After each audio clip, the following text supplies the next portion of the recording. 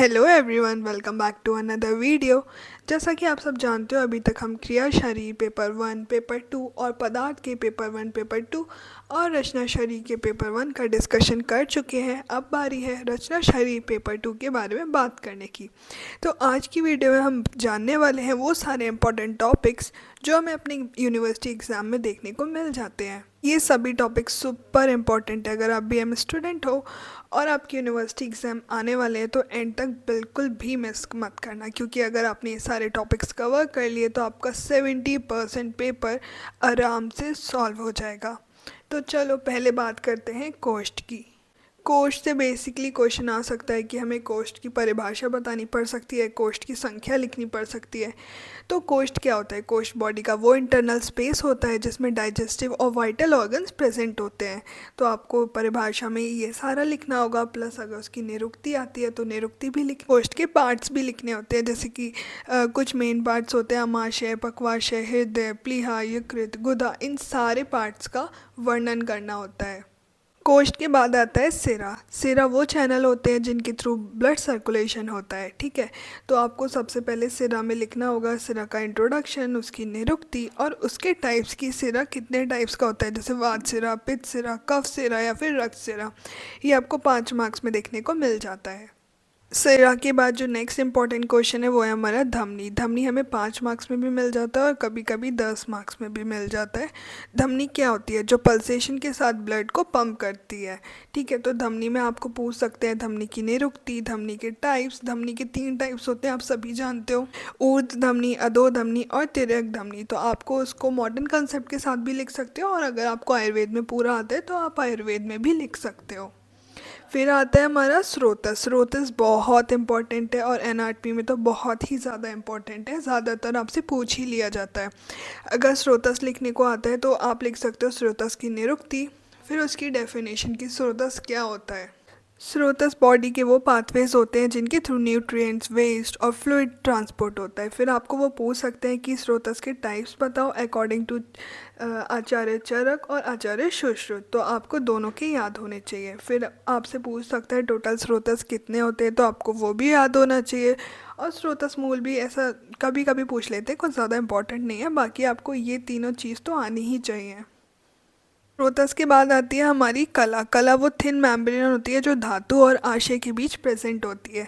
तो अगर आपसे कला पूछी जाए तो आपको उसमें डेफिनेशन बतानी है, प्लस सप्तधरा कला का वर्णन करना है। सप्तधरा कला तो आप सब जानते होंगे, मांसधरा कला, रक्तधरा, मेदोधरा, श्लेष्मधरा, पुरीषधरा, पित्तधरा और शुक्रधरा। ये सब आपको अच्छे से आनी चाहिए। आपको 10 मार्क्स में भी पूछ सकते हैं और 5 मार्क्स में तो ज़रूर आता है। अब आता है हमारा इंद्रिय। इंद्रिय भी बहुत इंपॉर्टेंट है, इंद्रिय ज़रूर पूछी जाती है।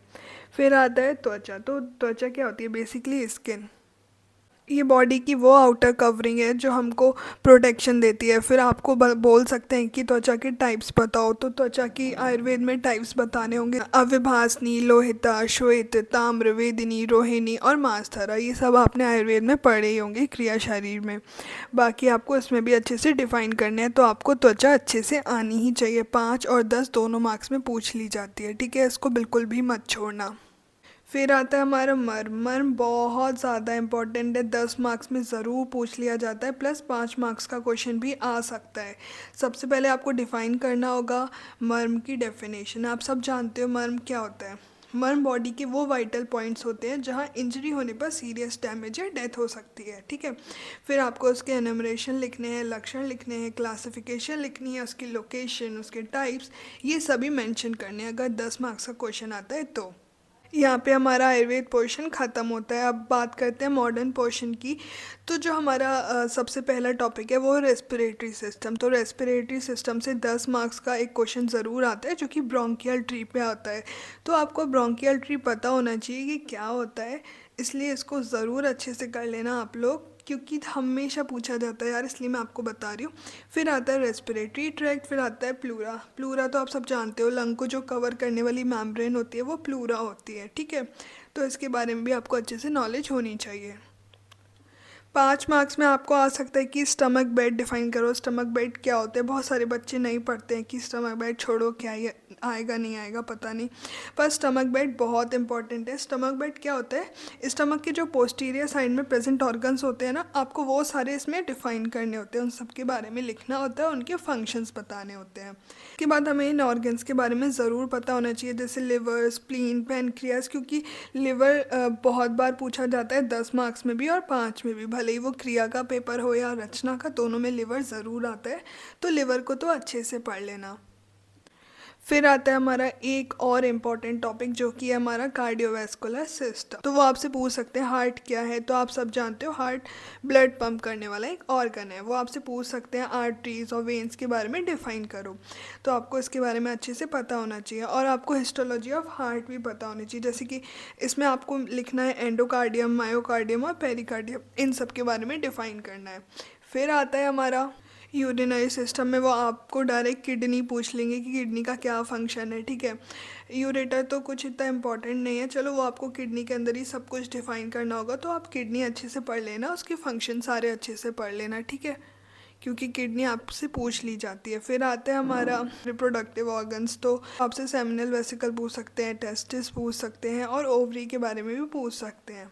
फिर आता है हमारा लास्ट टॉपिक जो कि है सेंस ऑर्गन। ये भी बहुत ज़्यादा इंपॉर्टेंट है, ये 10 मार्क्स में आ सकता है। वो आपसे पूछ सकते हैं कि आई के बारे में एक्सप्लेन करो, ठीक है, प्लस उसका डायग्राम भी बताओ। तो आई, ईयर, नोज, टंग और स्किन हमको अच्छे से आनी चाहिए, और आई और ईयर तो बहुत ज़्यादा इंपॉर्टेंट है, तो ये दोनों तो बिल्कुल भी मत छोड़ना। इसमें आपको उसके सारे रोल्स के फंक्शन सब डिफाइन करने होंगे, प्लस आपको उसका डायग्राम भी आना चाहिए, क्योंकि डायग्राम अगर आप बनाते हो तो आपको एक्स्ट्रा मार्क्स ज़रूर मिलते हैं। तो यार ये थे हमारे रचना शरीर पेपर 2 के कुछ मोस्ट इंपॉर्टेंट टॉपिक्स जो कि आपको छोड़ के नहीं जाने हैं और करने ही करने को। करने के बाद आप थोड़ा टेंशन फ्री हो जाओगे कि हाँ यार मैं पास तो आसानी से हो जाऊँगा, ठीक है। तो अगर आपको वीडियो थोड़ी सी भी हेल्पफुल लगी हो तो लाइक, शेयर और सब्सक्राइब करना मत भूलना। नेक्स्ट वीडियो में हम बात करेंगे संहिता अध्ययन की। मिलते हैं नेक्स्ट वीडियो में, तब तक के लिए बाय बाय।